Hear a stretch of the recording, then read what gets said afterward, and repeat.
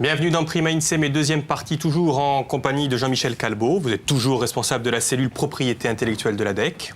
Nous avons tenté de définir ce qu'était la propriété intellectuelle dans la première partie, mais on va continuer. Grâce à vous, Jean-Baptiste Albertini, vous êtes délégué régional à la recherche et à la technique. C'est-à-dire, que faites-vous ? La technologie. La technologie, oui, technique. Alors on a plusieurs missions. Je représente le ministère de l'Enseignement supérieur et de la Recherche, notamment sur les volets qui ont trait au secteur de la recherche.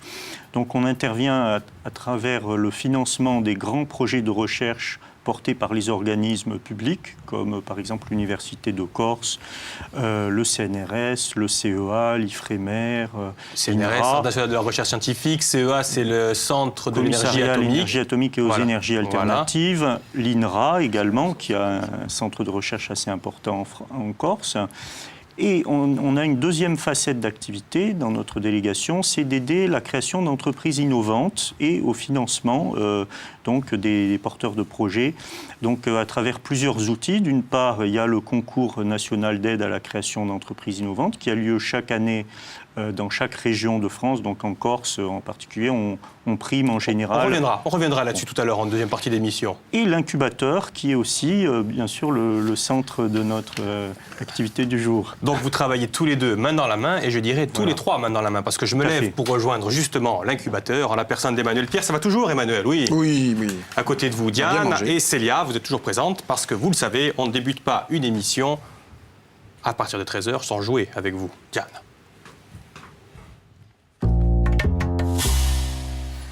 Oui, nous allons jouer, toujours avec des images d'archives. Celle-ci date du 16 janvier 1984. Allez, c'est parti, on part à la neige. Ça va être du sport. À la neige. Alors, le premier exercice de la matinée. Le premier exercice, on va apprendre à marcher avec des crampons. Et c'est pas le plus facile parce que on a au pied ces espèces de fer pointus. Alors, il faut pas que ça racle au niveau sur la neige. Il faut lever bien les pieds. Étrange tout de même la montagne. Lorsque vous savez y marcher, on vous apprend à chuter. Voilà, je me jette sur le piolet, mais je me mets sur une fois. Je peux, par exemple, partir comme ceci. Voilà, hop. Voilà. Ah ouais. Passe un rocher. Voilà, bien. Ces images ont été diffusées le 16 janvier 1984. Elles sont extraites de Corsicaser. Et moi, je vous demande tout simplement quel est l'homme, quel est le guide de haute montagne que l'on voyait sur ces mêmes images. C'est trop facile, tout le monde me fait conspirer. Il y a tous les techniciens qui sont là devant qui ont fait « Oh, Diane !» Bon, c'est pas grave. D'après moi, il y a des cadeaux qui valent pas le coup, d'après moi, aujourd'hui. Comment ça? Non, on verra demain. Ah. Hein. Et puis, pour les cadeaux, il y aura Pido, si vous faites autant les malins demain. Faites des gosses et bonne chance. C'est le dernier DVD de Pido. Et ce cadeau vaut totalement la peine parce que je l'ai regardé. Et que ça vaut le détour. C'est très, très sympa. C'est clair. Et Svegliudi sulla d'Audialis.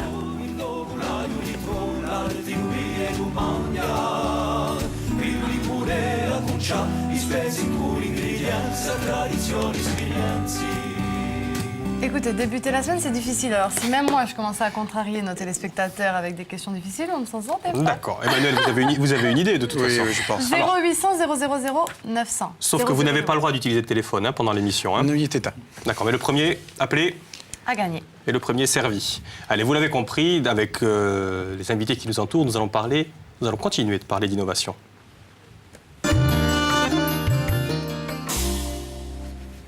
Et nous allons voir, grâce à Célia qui est là, que la Corse est une terre d'inventeurs. Tout de suite, Célia, qu'est-ce que vous en pensez? Vous êtes allé vous balader dans la région d'Ajaccio et vous nous en avez trouvé un. Exactement, j'ai eu la chance de rencontrer deux personnes atypiques qui ont bénéficié des conseils de l'incubateur et qui ont bénéficié des conseils de la cellule de propriété intellectuelle. Voilà, donc si vous voulez aller les voir, je ne sais pas si j'ai le temps de vous parler un peu plus d'eux, mais... Quand on revient. D'accord, Allez, on y va. Petite démo de bâchage. Couvrir ou découvrir en moins de 2 minutes, c'est possible uniquement grâce au sur-mesure. Et c'est essentiel pour cette société d'hélicoptères d'être toujours opérationnelle en peu de temps. On place cette bâche très rapidement, comme vous avez pu le voir. Elle est faite vraiment sur mesure pour l'hélicoptère.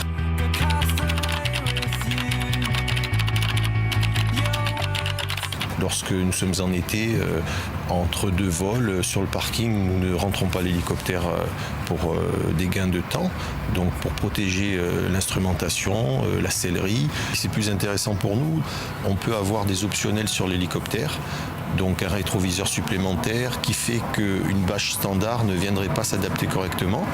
Donc là, le sur-mesure est idéal pour nous. Et ils sont 2 couturiers en Europe, 3 dans le monde à faire des bâches d'aéronefs sur mesure. Sylvain est basé à Afa et il est l'un d'eux. Il fait équipe avec son épouse et ils ont créé la société Aérobâche. Se faire un nom dans ce marché de niche a été l'affaire de 10 ans, mais aujourd'hui, celui qui a débuté dans le prêt-à-porter est devenu LA référence dans le milieu de l'aéronautique. Dans notre ancien travail, disons, on faisait du vêtement de cuir sur mesure, hommes, femmes, enfants, tout ça.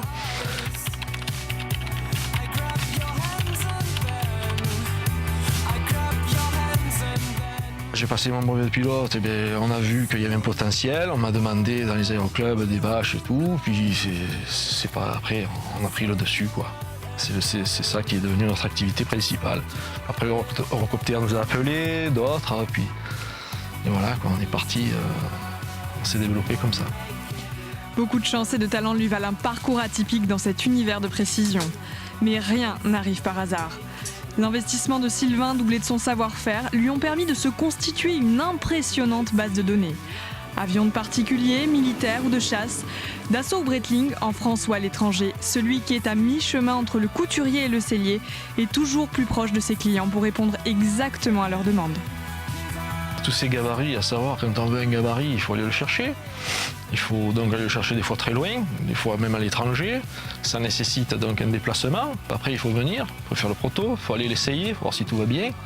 Ensuite, ça rentre dans la base de données. Le sur-mesure, c'est donc la découpe au millimètre près. Et c'est aussi l'élaboration de toiles qui ne rayent pas les verrières, préviennent de la chaleur et sont allégées au maximum. On a besoin de matériaux qui soient hyper légers, à savoir, quand on veut les transporter, résistants. On nous donne beaucoup de contraintes, donc il faut constamment les faire évoluer et les adapter, quoi. Donc on ne peut pas prendre un tissu existant qui ne serait pas adapté. Le travail d'équipe entre Madame et Monsieur Paye, leur société dégage aujourd'hui un chiffre d'affaires annuel de 150 000 €. Mais l'ambition de Sylvain, c'est d'embaucher du personnel et agrandir son atelier encore installé au fond du jardin. On l'a bien entendu, là, c'est 2 en Europe et 3 dans le monde, Célia. Oui, c'est un travail exceptionnel qu'ils font. C'est vraiment un couple atypique, avec un parcours un peu hors du commun. Lui, il était couturier, elle était prof d'éducation physique, et de fil en aiguille, c'est le cas de le dire, il l'a embarqué dans son aventure, et ce sont ses passions. Il avait envie de revenir vivre en Corse, il a tout lâché, il a passé son brevet de pilotage. Là, on lui demande une bâche sur mesure, on lui demande des bâches aussi pour les bateaux. Bref, il s'est rendu compte qu'il y avait un vrai marché de niche là-dedans, et il a tout lâché, et il a tenté l'aventure grâce à l'incubateur et grâce à la cellule de propriété intellectuelle qui était là pour les conseiller. Justement, quel a été le rôle de l'incubateur sur ce projet en particulier ? Alors là, effectivement, le rôle est un petit peu différent de ce qu'on a l'habitude de faire, puisque l'entreprise est née avant qu'on la connaisse. L'incubateur a pour rôle, effectivement, pour mission première, d'accompagner, de créer des entreprises issues d'une idée. Ça n'a pas été le cas ici, puisque l'incubateur a aussi une autre casquette, c'est l'accompagnement de filières hautement technologiques, à fort potentiel innovant. Ce qui est le cas de la filière, ou du pôle, comme on l'appelle, des industries aéronautiques corse. Et on a raccroché cette entreprise à ce pôle, ce qui lui a permis de bénéficier d'un certain nombre d'avantages. Mais on a également accompagné cette entreprise à titre individuel, avec une aide à l'investissement. Le diagnostic en propriété intellectuelle dont on parlera peut-être tout à l'heure pour définir sa stratégie dans un milieu qui est assez compliqué. Et on l'a également aidé à l'export, parce que c'est une petite entreprise artisanale, atypique effectivement, mais il faut savoir qu'elle exporte. Ça a été dit dans le reportage. C'est la seule entreprise du pôle des industries aéronautiques qui, notamment, a des plaquettes multilangues, qui participe à des salons en Allemagne, le célèbre salon du Bourget également, mais à d'autres salons. Et donc on l'a accompagné en financement et en conseil pour essayer de monter comme ça en puissance. Et puis vous l'avez aussi intégré dans un groupe, hein, elle n'est pas seule, ils ne sont pas les deux couples face au monde entier. Là, non, enfin, le couple, ce qui est important effectivement, comme vous le soulignez, c'est qu'elle fait partie du PIAC, donc le pôle des industries aéronautiques Corse, dont on connaît le donneur d'ordre principal, enfin l'entreprise leader qui est Corse Composite Aéronautique, qui est ici dans la région d'Ajaccio. Ils sont 7-8 entreprises aujourd'hui. C'est quand même 280 emplois, un chiffre d'affaires de 32 millions d'euros.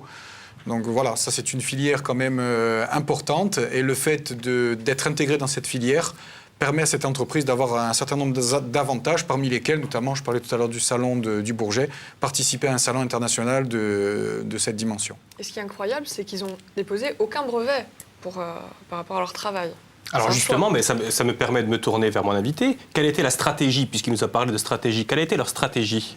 Alors, lorsque je les ai rencontrés, je me suis aperçu qu'ils avaient un savoir-faire énorme et qui n'était pas formalisé. Alors, ils ont parlé donc de vouloir embaucher des gens, de vouloir agrandir leur entreprise. Tout cela n'est possible que grâce au savoir-faire. Le savoir-faire, c'est de la propriété intellectuelle. On est vraiment dans la propriété intellectuelle.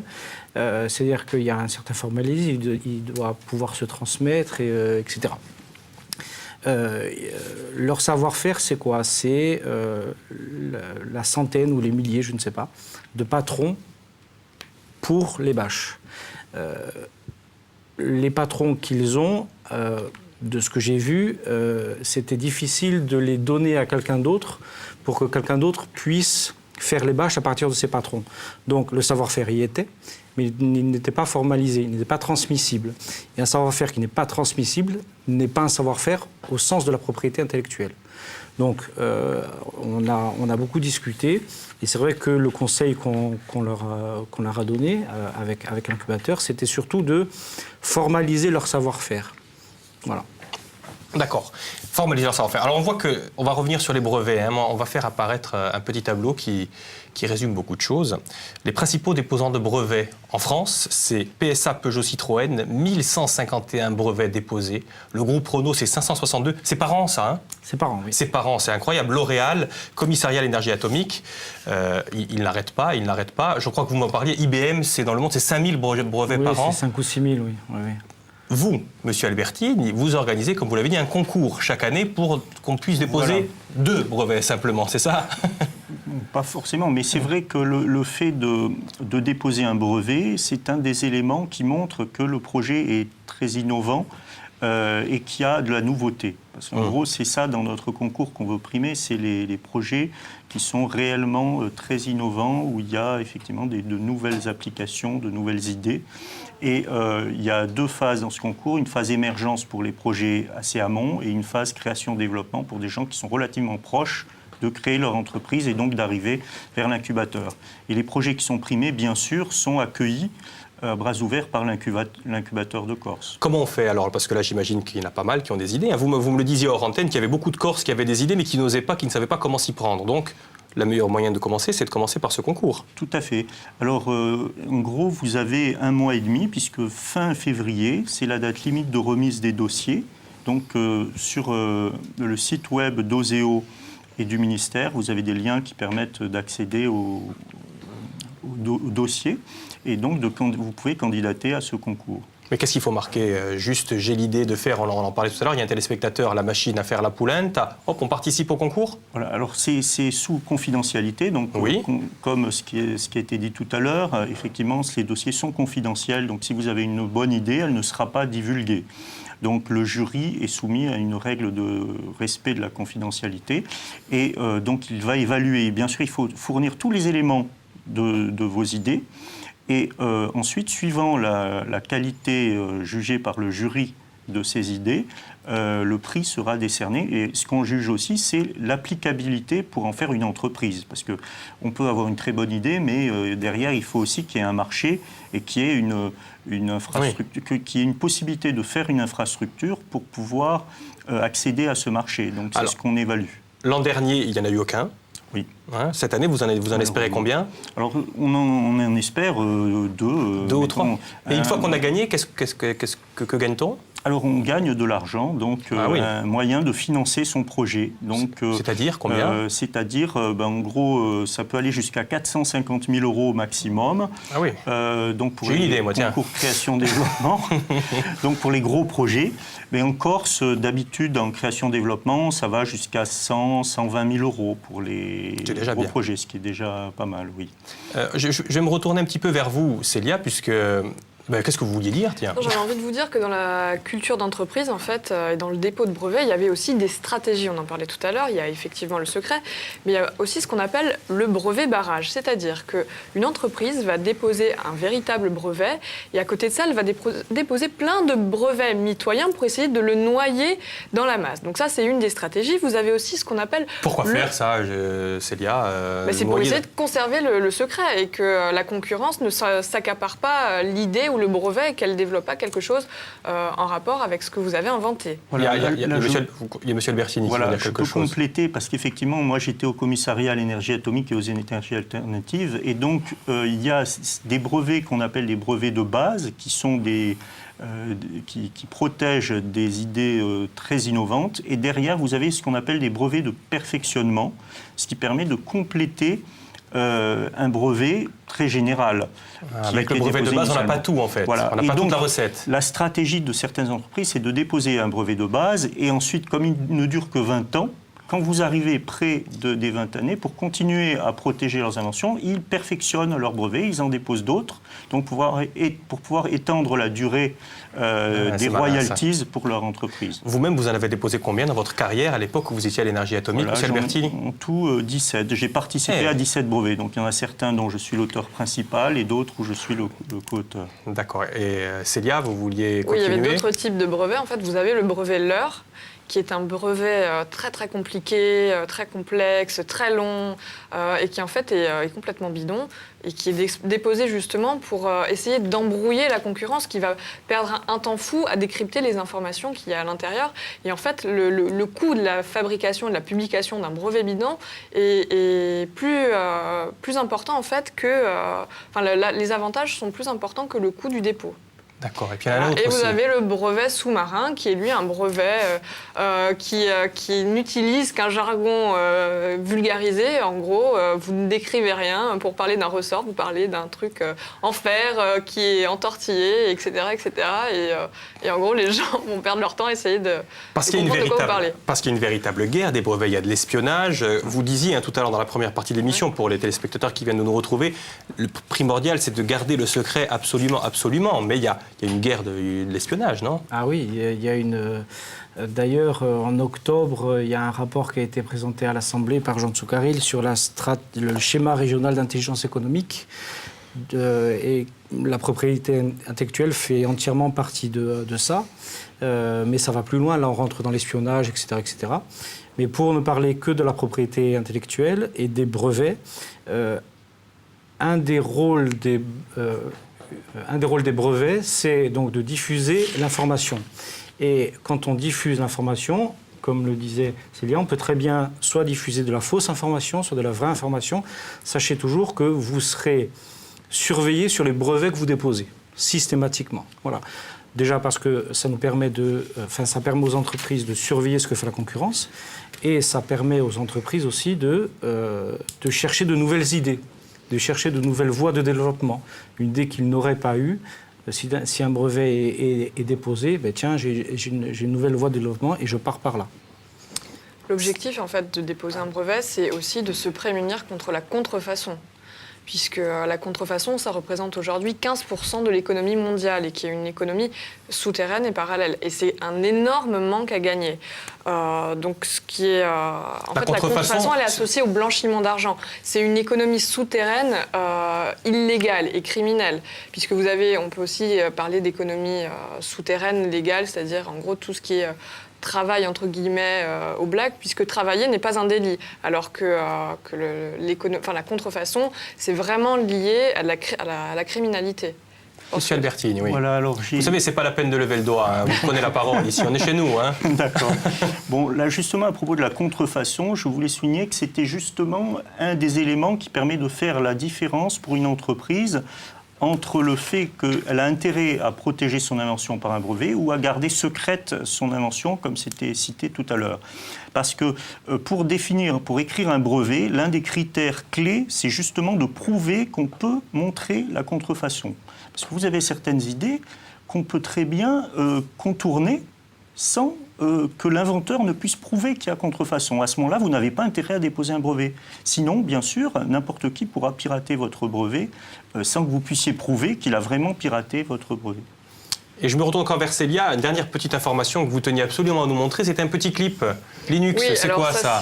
Linux, en fait, c'est une plateforme open source, c'est-à-dire que vous avez d'un côté Microsoft, quand vous achetez votre ordinateur, la suite est déjà installée dessus, et puis vous avez des plateformes de téléchargement libres qui est Linux. Et donc Linux, depuis 20 ans, fait la guerre à Microsoft, ou peut-être l'inverse, et Linux a fêté ses 20 ans au mois de juillet dernier, donc Microsoft, je ne sais pas si on peut le voir, a fait un petit cadeau d'anniversaire à Linux pour essayer d'arranger tout ça.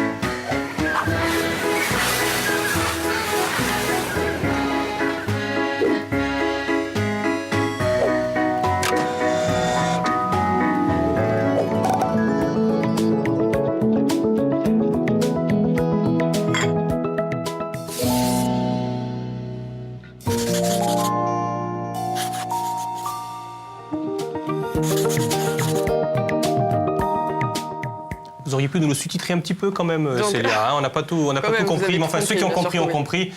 De toute façon, nous avons des questions de la rue tout de suite pour nos invités. Angèle Modiconach dit Jean-Antoine Villanove, ou Jean-Antoine Villanove dit Angèle Modiconach, et moi, Michel Cicada, avons les droits d'auteur sur M. Poulardin. Donc je voudrais savoir combien de temps ces droits nous appartiennent. 70 ans après la mort de l'auteur.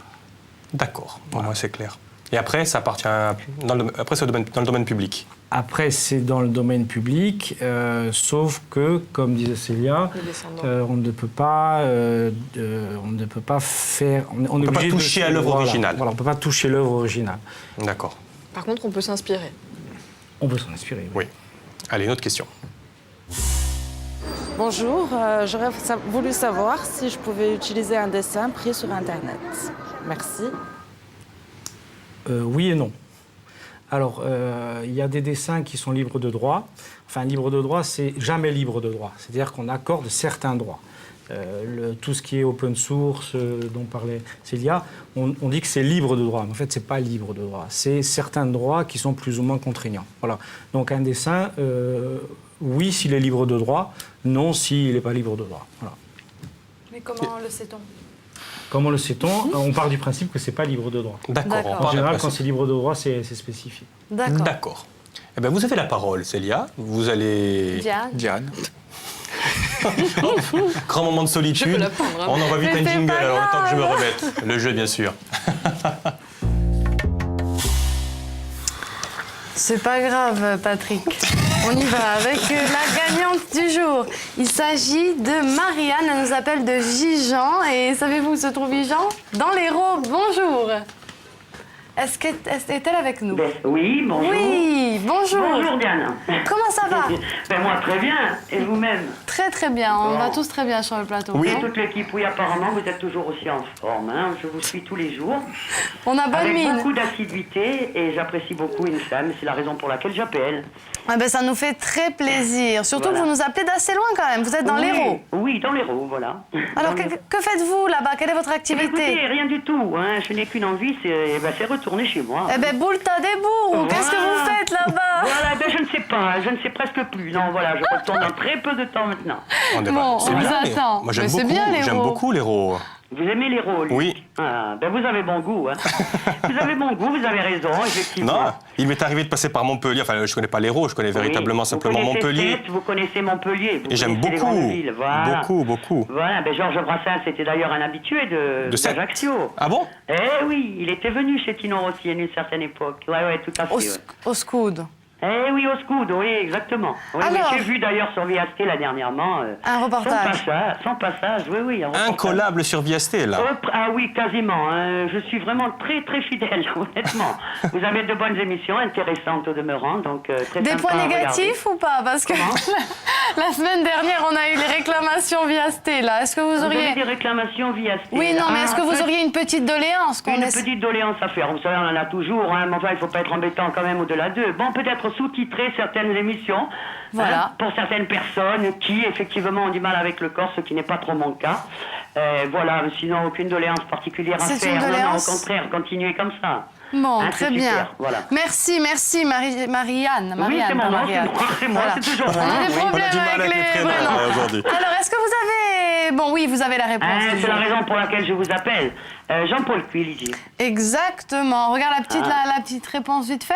Voilà, allez, c'est comment? parti. On regarde la réponse. D'accord. Samedi 7 janvier, 8h du matin, station d'Ascq en Haute-Corse. Cette année encore, la neige se fait attendre et comme le remonte-pente reste inutile, ceux qui aiment la montagne doivent tout simplement choisir de l'escalader.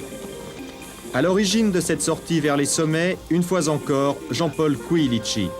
Depuis longtemps, ce guide de haute montagne est convaincu qu'il faut développer en Corse la randonnée et c'est dans cet esprit qu'il organise avec quelques amis ce stage évolutif. Jean-Paul, un exercice de cramponnage, c'est assez rare. Qu'est-ce qu'il faut comme qualité, comme précaution?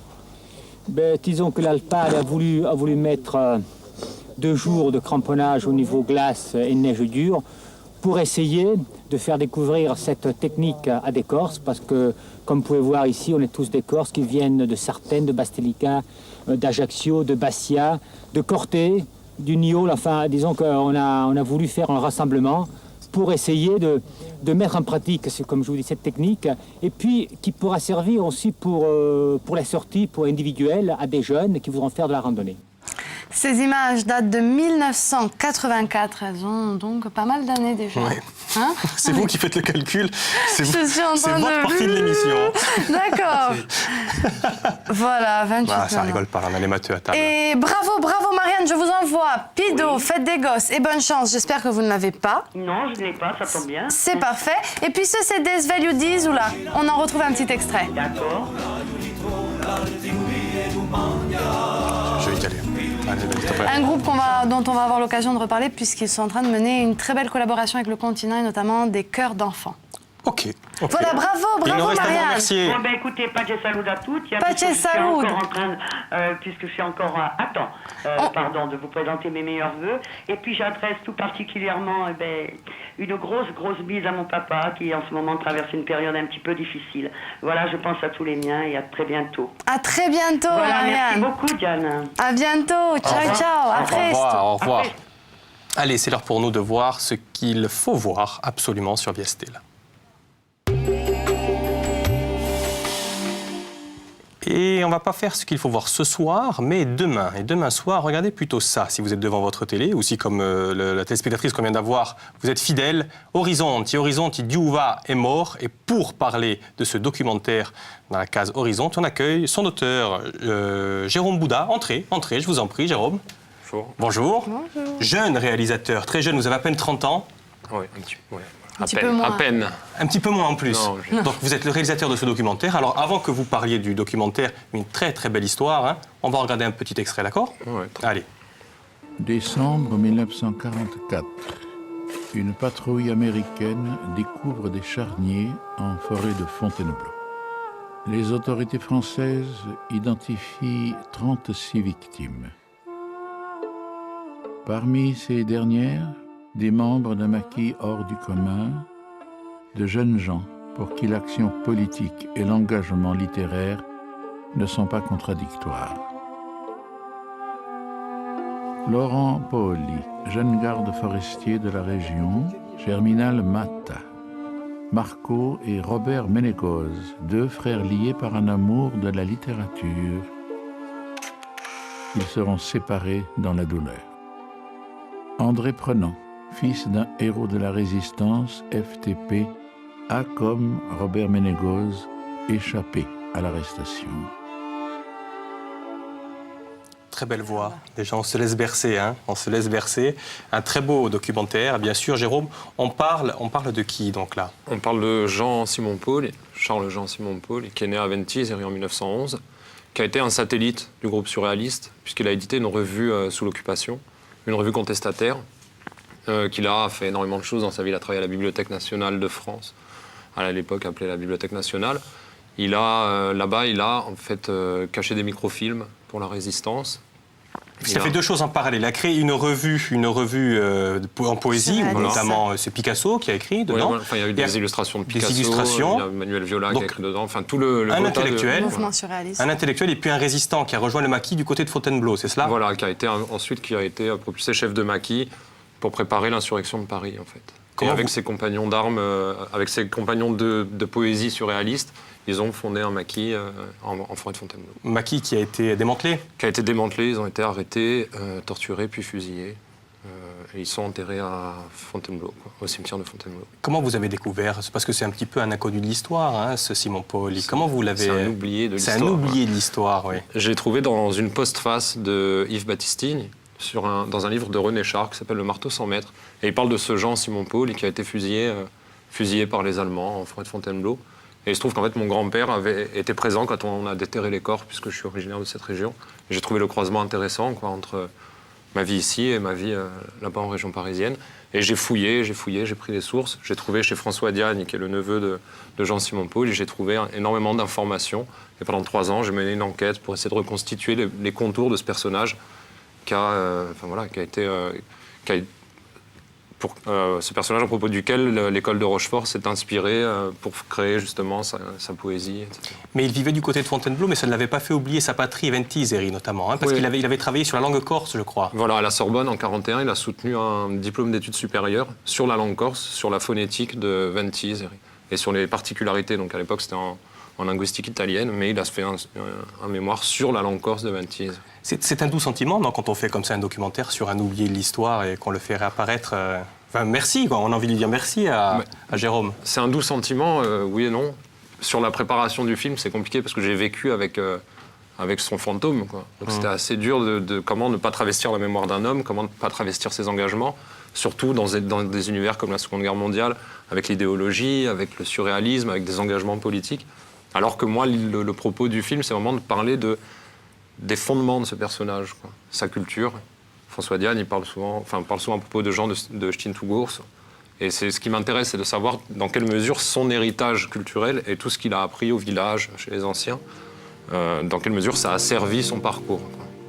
Donc c'est à voir, à ne pas manquer, hein. Demain, tout le monde est attentif, vous avez remarqué, on a fait le silence. C'est à voir, absolument. Demain à 20h30 dans Horizonti. Merci beaucoup, c'est votre deuxième documentaire, hein. Vous en aviez fait un déjà sur le SCB. Sur le Sporting. Sur le Sporting, à 30 ans déjà, chapeau. Ce soir, il y aura Damien Delgros à 18h30 à côté de Philippe Martinetti. Damien Delgros, c'est du CMT de Corse, Centre musical traditionnel. Puis demain, on va parler association. Nous sommes sur le même plateau avec des invités très, très, très sympas. On va parler notamment des Restos du Cœur. Il me reste à vous remercier tous d'être venus. Merci beaucoup, monsieur Alberti, M. Calbo, merci beaucoup. Emmanuel, rendez-vous dans un mois. Très bien. Célia, rendez-vous dans une semaine. Diane, rendez-vous demain. Et nous aussi, rendez-vous demain. Passez l'excellent après-midi. Au revoir.